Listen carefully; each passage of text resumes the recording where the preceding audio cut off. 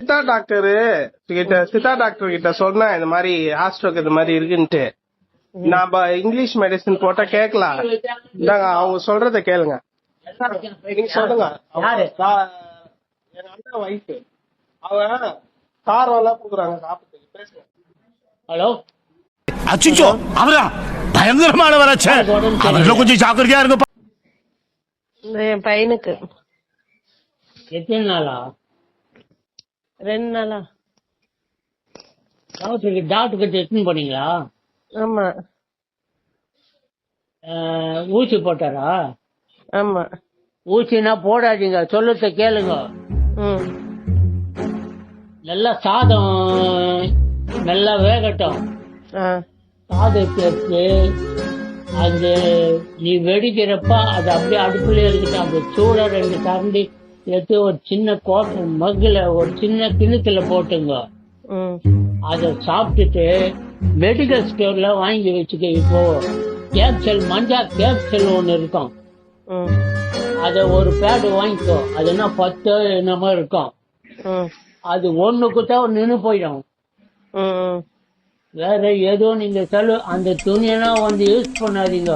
வெளியே வச்சு ரிமூவ் பண்ணிடுங்க. அது எல்லாருக்கும் அப்படியே இதாகும்.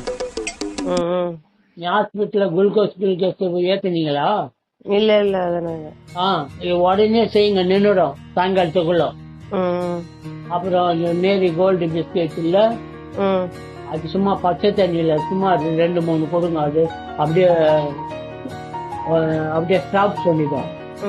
சுட கஞ்சி பச்சை எடுக்கிறப்ப கொஞ்சம் கொடுங்க.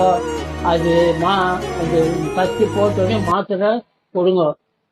அங்க மெடிக்கல் ஸ்டோர் இருக்கா? இருக்கு, போய் கேளுங்க.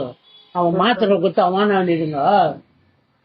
மஞ்சா கேப்சல் கொடுங்க, டிசென்ட்ரி ஆகுது அப்படின்னு சொன்னா கொடுப்பான். அதுதான் வழி.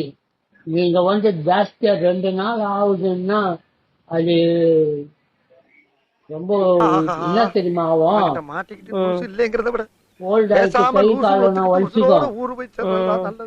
தெரிஞ்சுங்க. இன்னும் கூட போறாங்க.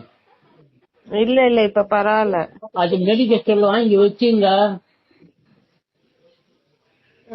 ஹலோ, வாங்கி வச்சுங்க. சீசன்ல நான் போயிட்டு நீங்க தான் உடனே ஹாஸ்பிட்டலுக்கு அது எடுத்துன்னு போய் இது இங்க எடுத்துன்னு போன்னு சொல்றீங்க. என்ன பண்ணா அதை செய்யுங்க. வாங்கி வச்சீங்கன்னா அவனுக்கு இப்ப கொஞ்சம் பரவாயில்லையா? பரவாயில்ல. அது நீ போட்டீங்கன்னா ஸ்டாப் ஆயிட்டா வராது. அது நீ 1 வருஷம் வச்சுன்னு கூட யூஸ் பண்ணுவாங்க மாத்திரை. அதுதான் வேற வைத்தியம் கிடையாது. சரிங்க, வச்சிடுறேன். அந்த பொண்ணு இருக்கா, உன் பொண்ணுங்க?